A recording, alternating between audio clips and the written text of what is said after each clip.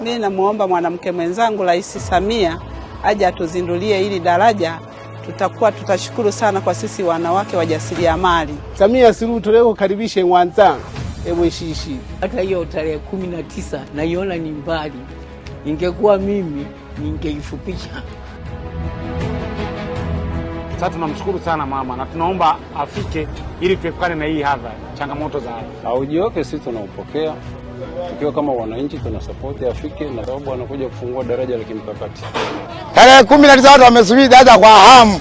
Watu wamesubiria Mama Samia aje afungue daraja.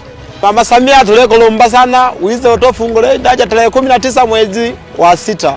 Tulelomba sana yani ana byakete mjini raha kweli. Leo karibisha kwa shangwe. Kwa hamu kubwa tulekolomba. Usike hizo utofungule daraja lise.